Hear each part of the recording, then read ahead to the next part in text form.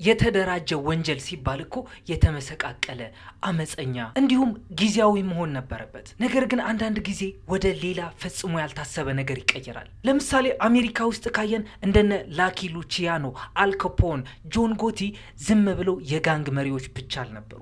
ይህ ሲስተም ወይም ስርዓት የሚባለውን ነገር የቀረጹ ሰዎች ነበሩ። ለምሳሌ ኮሎምቢያ ውስጥ የነበረው ፓብሎ ኢስኮባር እንኳን ማየት ስንጀምር በእጽ አዘዋዋሪና በፖለቲከኛ መሃል የነበረችውን ቀይ መስመር እንድትደበዝዝ ያደረገ ሰው ነበር።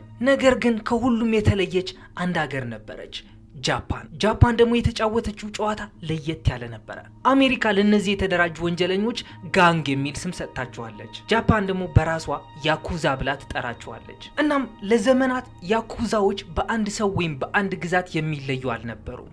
የተበታተኑ በባህላዊ ስርዓቶች የተተበተቡ በጣም ቴሪቶሪያል ወይም አካባቢያዊና ከሞላ ጎደል የመካከለኛው ዘመን ስርዓት ወይም ፊውዳል የሚከተሉ ነበሩ። ነገር ግን አንድ ቡድን ማንም ሊያደርገው የማይችለውን ነገር በዝምታ ያደርጋል። እነዚህ ቡድኖች ወንጀል ብቻ መስራት ሳይሆን ወደ ኢንዱስትሪነት ቀየሩት፣ ቢሮክራሲያዊም አደረጉት። ወደ ኮርፖሬት ኩባንያነት እጅግ በጣም የቀረበ አደገኛ የሆነ መዋቅርም ፈጠሩ። እነሱም ያማጉቺ ጉሚ ተብለው ይጠሩ ነበረ። ትርጉም እስካላችሁኝ ትርጉምማ እነግራችኋለሁ። ነገር ግን እዚህ ፓርት ላይ ልብ ብላችሁ እንድታረምጡኝ እፈልጋለሁ። ይህ ቪዲዮ ማየት ሲጀምሩ ሁሌም እንደምንለው ቪዲዮውን ላይክ ብላችሁ ጀምሩት። ሰብስክራይብ የምትለዋን በተን ጠቅ አድርጋችሁም የቻናሌ ቤተሰብ ሁኑ። ዘመናዊ የሚባል የወንበዴዎች ቡድን ከመፈጠሩ ከረጅም ጊዜ በፊት በኤዶ ዘመን የያኩዛ መሰረት በሁለት ዋና ዋና ቡድኖች ተጥሎ ነበር። የኤዶ ዘመን ማለት ከ1603 እስከ 1868 የቆየ ሲሆን ቶኩጋዋ ሾጉናት ጃፓንን በዝግ ፖለቲካ ስርዓት የመራበትና ለ200 ዓመታት የሚጠጋ ሰላምና የባህል እድገት የታየበት ወቅት ነበር። እነዚህ ሁለት ቡድኖች ደግሞ ባኩቶና ተኪያ ይባሉ ነበር። ባኩቶ ማለት በድብቅ ቁማር ቤቶች ውስጥ የሚንቀሳቀሱ ቁማርተኞች ሲሆኑ የያኩዛ ታዋቂው የንቅሳት ባህልና ዩቢሴሜ ወይም የጣት የመቁረጥ ስርዓት የመነጨውም ከነዚህ ቡድኖች ነው። ተኪያዎች ደግሞ በጥቁር ገበያ ወይም በብላክ ማርኬት የሚንቀሳቀሱና በመንገድ ዳር ላይ የሚደረጉ ንግዶችን የሚቆጣጠሩ ነጋዴዎች ነበሩ። አያችሁ፣ እነዚህ ቡድኖች ደግሞ ተራ ወንጀለኞች አልነበሩም። ይልቁንም በህጋዊነትና በህገወጥነት መካከል የሚኖሩ ቡድኖች ነበሩ። ማህበረሰቡ አስፈላጊ ናቸው፣ ነገር ግን ሰይጣኖች ናቸው ይላቸው ነበር። እናም በህጋዊነትና በህገወጥነት መካከል በነበረችው መስመር ደግሞ ያኩዛዎች ተፈጠሩ። እናም የያኩዛ ቡድኖች ሲፈጠሩ ራሳቸውን እንደ ወንጀለኛ አልቆጠሩም። ይልቁንም ከዋናው ማህበረሰብ ጎን ለጎን የሚኖሩ ወይም ፓራሌል ሶሳይቲ ተተኪ ትውልዶች እንደሆኑ ነው የሚያምኑት። ነገር ግን ከሁለተኛው የዓለም ጦርነት በኋላ አንድ የተለየ ቡድን ወደ ላይ መውጣት ጀመረ። እሱም ያማጉቺ ጉሚ ነበረ። ነገር ግን ያኩዛዎች ሲባሉ ስፔሲፊክ የሆኑ መለያዎች ነበሯቸው። እነሱም አንደኛው ንቅሳት ወይም እረዙሚ ብለው የሚጠሩት ነገር ሲሆን የባኩቶ አባላት ከህግ ለማምለጥና ለቡድናቸው ያላቸውን ታማኝነት ለማሳየት ሙሉ ሰውነታቸውን ይነቀሱት ነበር። ሁለተኛው ደግሞ ጣት መቁረጥ ወይም ያቡስሚ ብለው የሚጠሩት ነበር። እሱም አንድ አባል ስህተት ሲሰራ ወይም እዳ ሲኖርበት ለጌታው ወይም እነሱ ኦያቡን ይሉታል እንደ ይቅርታ መጠየቂያ የትንሽ ጣቱን መገጣጠሚያ ይቆርጣል። ይህ ወታደራዊ መሳሪያ ለመያዝ ያለውን ብቃት ስለሚቀንስ በጌታው ላይ ጥገኝነቱ እንዲጨምር ያደርገዋል። ይህ ቡድንም በ1915 እንደ ፈረንጆቹ ኮቤ በተባለው ጃፓን ውስጥ በሚገኝ ወደብ የተመሰረተ ሲሆን ግን ኢንተርናሽናል ይሆናል ብሎ ያሰበ ሰው አልነበረም። የጃፓን ትልቁ የወንጀል ቡድን አመሰራረት ታሪክ የሚጀምረው በ20ኛው ክፍለ ዘመን መጀመሪያና በሩሲያ ጃፓን ጦርነት ወቅት ነው።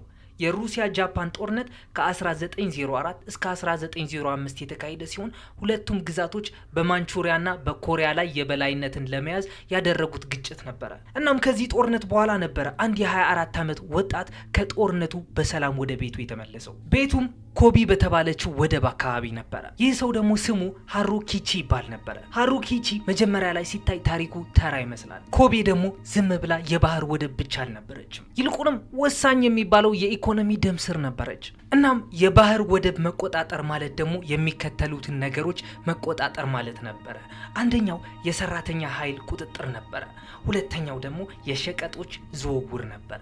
ሶስተኛው ደግሞ የመረጃ ፍሰት ነው። ሃሩኪቺ ደግሞ ዝም ብሎ በደረጃ ብቻ ማደግ አልፈለገም። ይልቁንም ዋና የሚባል የስልጣን ቁልፍ አገኘው። በጭንቅላቱ የያዛት ነገር ብትኖር ሰራተኛ ከተቆጣጠርክ የንግዱንም እንቅስቃሴ ትቆጣጠረዋለህ የሚል ነበር። እናም በ1915 ያማጉቺ ጉሚ የተባለ የራሱ ያኩዛ መሰረተ። ነገር ግን ዝም ብሎ ተራ ቡድን እየፈጠረ አልነበረም። ምክንያቱም በወንበዴ ስም የተሸሸገ የሎጂስቲክስ መረብ እየዘረጋ ነበር። የያማጉቺ ሎጎ ደግሞ ያማቢሺ ይባላል። ያማ ማለት ተራራ ማለት ሲሆን ቢሺ ማለት ደግሞ ዳይመንድ ወይም አልማዝ ማለት ነው። ስለዚህ ሎጎውን ዝም ብለን ብናየው የሚያመላክተው መዋቅር እንጂ ሁከትን አልነበረም። ነገር ግን እዚህ ጋር ብዙ ጊዜ የማይታወቅ አንድ ትልቅ ነጥብ አለ። እነሱም አዝናኞችም ጭምር ነበሩ። ሮክ ዮኩ የተባለ ባህላዊ የሆነ የሙዚቃ ትረካ የሚያቀርቡ ነበረ። ጠዋት ላይ መንጋጭላችሁን የሰበረላችሁ የዚህ ቡድን አባል የሆነ ሰው ማታ ላይ ደግሞ መድረክ ላይ ይወጣና ማይክ ጨብጦ እንዴት መንጋጭላችሁን እንደሰበረው ይተርክላችኋል ማለት ነው በዘፈን መልክ። እናም እንደዚህ ማድረጋቸው ደግሞ አጋጣሚ አልነበረም። ይልቁንም የስም ግንባታ ወይም ሬፑቴሽን ኢንጂነሪንግ ስልት ነበረ። በዚህም ምክንያት በህዝቡ ዘንድ ተላመዱ፣ ታዩ፣ ተቀባይነትም አገኙ። ሰዎች የሚፈሩት ነገር ግን የሚታገሱት ቡድን ሆነ።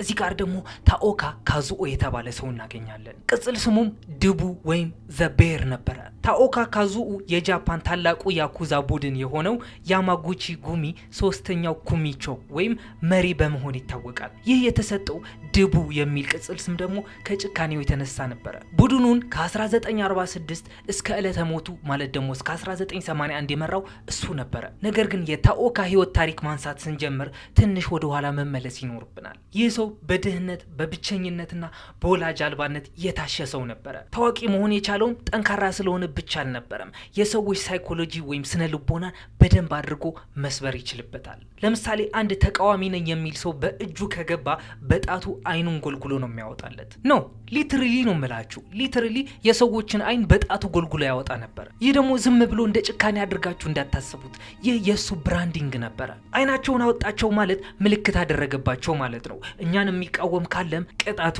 ይህ ነው የሚል መልእክት ያስተላልፋል። ገና በልጅነቱ ወላጆቹን ያጣ ታኦካ እዛ ኮቤ ወደብ ውስጥ በጉልበት ሰራተኛነት መስራት ጀመረ። በመቀጠልም የአካባቢው ወንበዴዎች ተቀላቀለ። በ1936ም ሰው ገድሎ ታስሮ ነበረ። ከተፈታ በኋላም ወደ ያማጉቺ ጉሚ በመመለስ በከፍተኛ ፍጥነት ወደ ላይ ወጣ። የቀድሞውን መሪ በ1946 ሲሞቱ ስልጣኑን የተረከበው ደግሞ ማን ነበረ?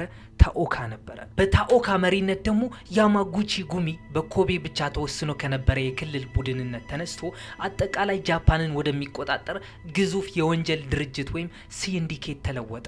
በ1970ዎቹ መገባደጃ ላይም ቡድኑ ከ500 በላይ አነስተኛ ቡድኖችንና ወደ 12000 የሚጠጉ አባላትን በሁሉም የጃፓን ግዛቶች ውስጥ አቅፎ ነበረ። እናም እዚህ ፓርት ላይ ነው ሁለተኛው የዓለም ጦርነት የሚመጣው። አያችሁ፣ ከጦርነቱ በኋላ ጃፓን በውስጥ እየፈራረሰች ነበር። ኢኮኖሚው ወደመ። የፖሊስ መዋቅርም መፈራረስ ጀመረ። እነዚህ ነገሮችን ተከትሎ ደግሞ ብላክ ማርኬት መስፋፋት ጀመረ። እናም እዚህ ጋር ነው ትልቁ ለውጥ የመጣው። መንግስት በጠፋበት ቦታ ሌላ ይተካዋል። እሱም ድሆችን በመርዳት የአካባቢ ሰላም በማረጋጋት ያማጉቺ ጉሚ ቅድሚያ ተሰለፉ። መንግስት ባለበት ቦታ ተቀምጦ እንኳን እነዚህ ቡድኖች እንደ ጥላ መንግስት ወይም እንደ ሻዶ ጋቨርንመንት ይሰሩ ነበር። አያችሁ፣ ታኦካ በ1946 ስልጣኑን ሲረከብ ከስሩ 25 ሰዎች ብቻ ነበሩ። በ1960ዎቹ ውስጥ ከ10,000 በላይ ደረሱ። ነገር ግን የታኦካ እውነተኛ መሳሪያ ብዛት ሳይሆን ሲስተም ወይም አስተዳደር ነበረ። ገበያቸው በተለያዩ ዘርፎች እንዲያሰፉ አደረገ። ከጦርነት በኋላ በነበረው የጃፓን የመልሶ ግንባታ ንቅናቄ ውስጥ ገቡ። ታዋቂ የሆኑ የጥበብ ተሰጥኦ ኤጀንሲዎች ወይም ታለንት ኤጀንሲስ ተቆጣጠሩ። በኮቤ ወደብ በኩል የሚንቀሳቀሰውን ጭነት 80% የሚሆነውን ተቆጣጠሩት። ይቺ 80% ግን እጅግ በጣም ወሳኝ ነገር ነበረች። ምክንያቱም ይህ ዝም ብሎ ተጽዕኖ መፍጠር ብቻ ሳይሆን ኢኮኖሚያዊ የበላይነትን መጨበጥ ነበረ። ከዚያም በወቅቱ የነበረው ማንኛውንም የወንጀል ቡድን መሪ የነበረውን ሰው ያላደረገው ነገር አደረገ። እሱም አባላቱ የፋይናንስ መጽሔቶችና ጋዜጦች እንዲያነቡ አደረገ። ምክንያቱም በዛን ሰዓት ታኦካ ማንም ሰው ያልገባው ነገር ተረድቶ ነበረ። እሱም የወንጀል የወደፊት እጣ ፈንታ በጡንቻ ላይ ሳይሆን በገበያ መረጃ ወይም ማርኬት ኢንተለጀንስ ላይ የተመሰረተ ነው። ከመጋረጃው ጀርባ ግን ያማጉቺ ጉሚ የሚከተሉትን ትክክለኛ ስርዓቶች ውስጥ ይንቀሳቀስ ነበረ። አንደኛው ሶካያ የሚባል ነበረ። እሱ ደግሞ የኩባንያዎቹን የአክሲዮን ድርሻ በመግዛት የባለ አክሲዮኖችን ስብሰባ የሚያውኩና ኩባንያዎቹን የሚያስፈጽሙ የሚያስፈራሩ ባለሙያዎች ናቸው። ሁለተኛው ደግሞ ሚካጃሜ ሪዮ ነበረ። ይህ ደግሞ ልክ እንደ ወርሃዊ ክፍያ ወይም ሳብስክሪፕሽን የተዋቀረ የጥበቃ ክፍያ ስርዓት ነበር። ሶስተኛው ደግሞ ሪል ስቴት ነበረ። በጃፓን የኢኮኖሚ እድገት ወቅት በመሬትና በቤት ሽያጭ ላይ ኢንቨስት ማድረግ። አራተኛው ደግሞ የአክሲዮን ገበያ ነበረ። የውስጥ መረጃዎችን በመጠቀም የአክሲዮን ዋጋን መቆጣጠር ነበረ። በዚህ ደረጃ ላይ ሲደርሱ ደግሞ ከወንበዴነት በዘለለ ወደ ኮርፖሬት የመሰለ ካምፓኒ ተቀይረው ነበረ። እናም እዚህ ፓርት ላይ ካንሳይና ካንቶ በተባሉ ቡድኖች መሃል እጅግ በጣም የከረረ ፉክክር ተጀመረ። በዚህ መሃልም ኮዳማ ዮሺዮ የተባለ አንድ የያኩዛ አባል መድረኩ ላይ ታየ። እሱ ደግሞ የስልጣን ደላላ ወይም ፓወር ብሮከር ነበረ። ኮዳማ ዮሺዮ ሲባል ግን ቀላል ሰው አድርጋችሁ እንዳታዩት።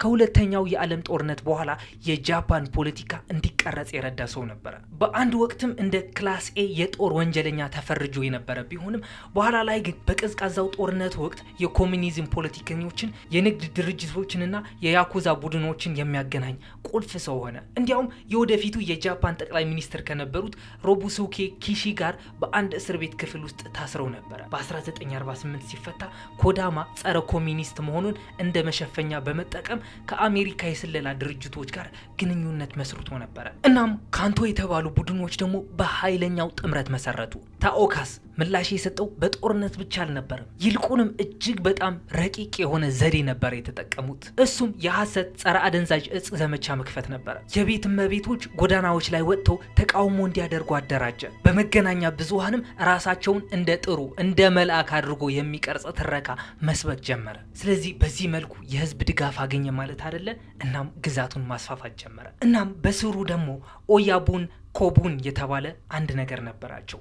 ይህ ደግሞ አባትና ልጅ የሚል ትርጉም ያለው የስልጣን ተዋረድ ነው። መሪው እንደ አባት፣ ተከታዮቹ ደግሞ እንደ ልጆች ይታያሉ ማለት ነው። እንደዚህ አይነት ግንኙነት ደግሞ ከደም ትስስር በላይ ይጠነክራል። ሌላ ነገርም ነበረ፣ ሳካዙኪ የሚባል ይህ ነገር በጋራ ሳኬ ወይም የሩዝ ወይን በመጠጣት የሚደረግ የሚስጥር ቃለ መሐላ ነው። መጠጡ ከተጠጣ በኋላ አይደለም፣ መጠጡ ከተቀዳ በኋላ በመካከላቸው ያለውን ስርዓት የማይበጠስ ይሆናል። ሌላ ኢሬዙሚ ወይም ሰውነትን ሙሉ በሙሉ የሚሸፍን ንቅሳትም አላቸው። ይህ ንቅሳት ዝም ብሎ ውበት ሳይሆን ወደ ኋላ መመለስ የማይቻልበት የማንነት ማህተም ነው። ንቅሳት ደግሞ ከፍተኛ ህመም ያለውና ለአመታት የሚቆይ በመሆኑ አባሉ ለቡድኑ ያለውን ጽናት ያሳያል። ሌላኛው ደግሞ ያቀድም የነገርኳችሁ ያቢሱሜ የተባለ ስርዓት ነው። ስህተት ሲፈጸም ጣትን የመቁረጥ ስርዓት ነው። ይህ ደግሞ ኃላፊነትን የመውሰድ ከፍተኛው መግለጫ ነው። ነገር ግን እነዚህ ድርጊቶች ዝም ብለው ባህሎች ብቻ አይደሉም፣ ይልቁንም ስለ ልቦናዊ መልህቆች ናቸው። አንድ አባል ቡድኑን ለቆ መውጣት ሲያስብ የሚያጣው ጥበቃ ብቻ አይደለም፣ ይልቁንም ማንነቱም ጭምር ነበረ። በሰውነቱ ላይ ያለው ንቅሳት የጎደለው ጣቱና በመሃል ላይ የታሰረው ስሙ ለዘላለም የቡድኑ አካል አድርገውታል። እናም ይህ ስርዓት በመጠቀም ነበረ ያማጉቺ ጉሚ በስሩ 12000 አባላቶችን ማዘዝ የጀመረው። እነዚህ ሰዎች ፍርሃት ሊጠፋ ይችላል፣ ታማኝነትም ሊጎድል ይችላል። ነገር ግን ማንነት እስከ ዕለተ ሞት ድረስ አብሮ ይዘልቃል የሚል አስተሳሰብ ነበራቸው። እናም የታኦካ ግዛት ሲያበቃና ታላቁ መከፋፈል ሲከሰት ይህ ታማኝነት ያሉትን ነገር ለከፍተኛ ፈተና ይጋለጣል። ግድያ፣ አመጽና ከፍተኛ የጎዳና ላይ ጦርነት። በኪዮቶ ከተማ በሚገኝ አንድ የምሽት ክለብ ውስጥ ድንገት ተኩስ ተሰማ። በ1978 ታኦካ የግድያ ሙከራ ተደረገበት።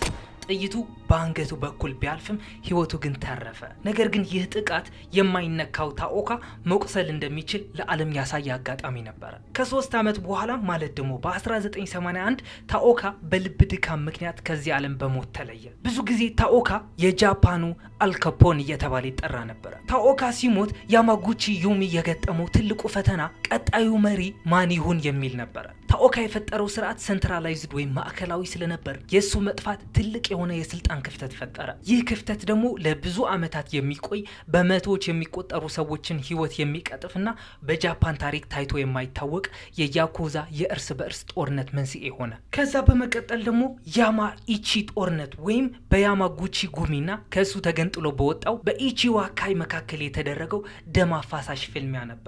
ነገር ግን እዚህ ፓርት ላይ መረዳት የሚኖርብን አንድ ቁልፍ ነገር አለ። ብዙ ልምድ ያላቸው መሪዎችና ተዋጊዎች ወደ ሌላኛው ወገን ሄዱ።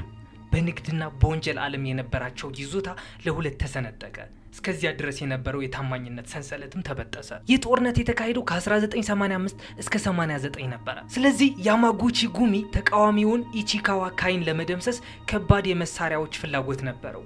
በወቅቱ በዓለም አቀፍ ደረጃ አሳፋሪና ግራ የሚያጋባ አንድ ክስተት ተፈጠረ። የቡድኑ ከፍተኛ የሆኑ መሪዎች ወደ አሜሪካ ሀዋይ ያቀናሉ። የሄዱበት ምክንያትስ የሮኬት ላውንቸርና ከባባድ የሚባሉ የጦር መሳሪያዎችን ለመግዛት ነበረ። ነገር ግን ይህ መሳሪያ ሊሸጡላቸው የተዘጋጁ ሰዎች ደግሞ አንደርካቨር ኤጀንትስ ወይም በድብቅ የሚንቀሳቀሱ እንደ ሲቪል የለበሱ ፖሊሶች ነበሩ። ታሪኩ አስቂኝ የሚሆነውም እዚህ ፓርት ላይ ነው። ይህ በሁለቱም መካከል የሚደረገው የጦር መሳሪያ ግብይት ኤፍቢአይዎች በካሜራ ቀርጸውት ነበር።